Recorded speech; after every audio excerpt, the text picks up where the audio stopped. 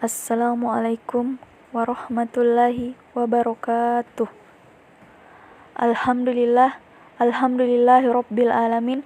Wassalatu wassalamu ala asrafil anbiya'i wal mursalin Sayyidina Muhammadin wa ala alihi wa sahbihi ajmain, amma ba'd. Pertama-tama, marilah kita panjatkan puji syukur kita atas kehadirat Allah Subhanahu wa Ta'ala yang telah memberikan iman lahir dan batin serta kekuatan kesehatan kepada kita semua, sehingga kita dapat menyelesaikan salah satu tugas kewajiban kami sebagai seorang murid. Sholawat serta salam tidak lupa kita kirimkan kepada junjungan kita Nabi Allah Muhammad Sallallahu Alaihi Wasallam yang telah mengantarkan umat manusia dari peradaban hidup yang jahiliyah menuju pada peradaban hidup yang modern seperti sekarang ini. Hadirin yang berbahagia, baiklah pada kesempatan ini saya atas nama Nur Awalia dari Prodi Budidaya Perairan akan membawakan sebuah kultum yang berjudul Tohara atau bersuci. Islam menganjurkan untuk selalu menjaga kebersihan badani selain rohani. Kebersihan badani tercermin dengan sebagaimana umat muslim selalu bersuci sebelum mereka melakukan ibadah menghadap Allah Subhanahu wa Ta'ala. Pada hakikatnya, tujuan bersuci adalah agar umat muslim terhindar dari kotoran atau debu yang menempel di badan sehingga secara sadar atau tidak sadar membatalkan rangkaian ibadah kita kepada Allah Subhanahu wa Ta'ala. Namun, yang terjadi sekarang adalah banyak umat muslim yang hanya tahu saja bahwa bersuci itu sebatas membasuh badan dengan air tanpa mengamalkan rukun-rukun bersuci lain sesuai syariat Islam. Allah Subhanahu wa Ta'ala berfirman dalam Quran surah Al-Baqarah ayat 222. Bismillahirrahmanirrahim. Innallaha yuhibbut tawwabina wa yuhibbul mutatahhirin. Yang artinya, sesungguhnya Allah menyukai orang-orang yang bertaubat dan menyukai orang-orang yang mensucikan diri. Bersuci atau tahara merupakan suatu kegiatan membersihkan diri dari segala kotoran dan memiliki kedudukan yang lebih tinggi daripada hanya sekedar membersihkan, namun termasuk juga bebas dari benda-benda najis. Selain itu, persyaratan air untuk taharah yakni tidak berbau, tidak berasa, dan tidak berwarna. Dalam hal volume, Rasulullah Shallallahu Alaihi Wasallam bersabda, "La yuqbalullahi sholata bigairi tahur." Allah tidak akan menerima salat yang tidak dengan bersuci. Hadis riwayat Muslim. Kemudian Allah berfirman dalam Quran surah An-Nisa ayat 45.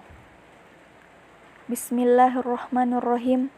Ya ayyuhallazina amanu la taqrabus salata wa antum sukara hatta ta'lamu ma taquluna wala junuban illa abiri sabilin hatta tagtasilu wa in kuntum marda aw ala safarin aw jaa ahadum minkum minal ghaiti aw lamastumun nisa afalan tajidu ma'an fatayammamu sa'idan tayyiba famsahu biwujuhikum wa aydikum innallaha kana afuwan ghafura.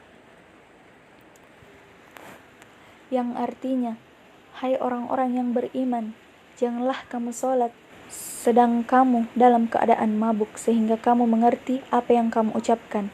Jangan pula hampir masjid sedang kamu dalam keadaan junub, terkecuali sekedar berlalu saja hingga kamu mandi.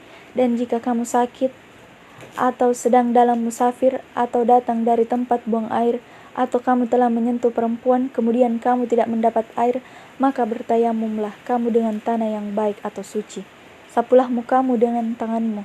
Sesungguhnya Allah Maha Pemaaf lagi Maha Pengampun. Hadirin yang berbahagia, 4 keadaan air dalam tohara artinya tidak semua air bisa digunakan untuk bersuci. Yang pertama adalah air mutlak, di mana keadaan air yang belum mengalami proses apapun. Air itu masih asli dalam arti belum digunakan untuk bersuci, tidak tercampur benda suci ataupun benda najis. Air ini adalah air hujan, salju, embun, air laut, air zam-zam, air sumur atau mata air, dan air sungai. Yang kedua adalah air mustakmal. Jenis yang kedua dari pembagian air adalah air yang telah digunakan untuk bersuci, baik air yang menetes dari sisa bekas wudhu di tubuh seseorang atau sisa juga air bekas mandi janabah. Yang ketiga adalah air tercampur dengan yang suci. Jenis air yang ketiga adalah air yang tercampur dengan barang suci atau barang yang bukan najis.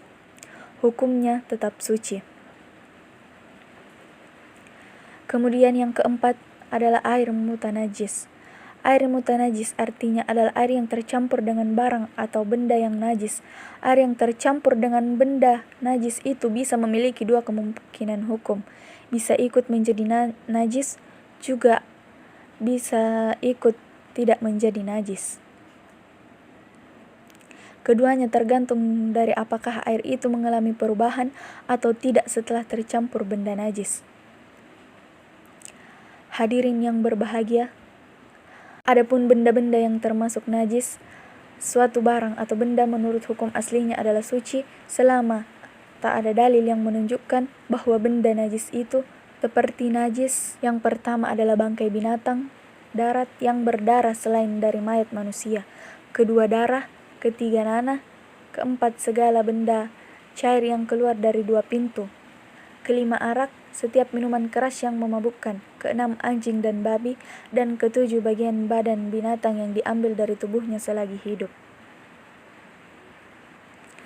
Kesimpulan, bersuci atau taharah merupakan suatu kegiatan membersihkan diri dari segala kotoran dan memiliki kedudukan yang lebih tinggi daripada hanya sekedar membersihkan, namun termasuk juga bebas dari benda-benda najis. Demikianlah kultum yang dapat saya sampaikan pada kesempatan ini. Semoga dapat bermanfaat pada kita semua dan dapat kita aplikasikan dalam kehidupan sehari-hari. Lebih dan kurangnya mohon dimaafkan. Yang benar datangnya dari Allah Subhanahu wa Ta'ala, dan yang salah, hilaf atau keliru itu datangnya dari saya pribadi sebagai manusia yang biasa yang tidak pernah luput dari salah atau hilaf dan dosa. Sekian dan terima kasih. Wassalamualaikum warahmatullahi wabarakatuh.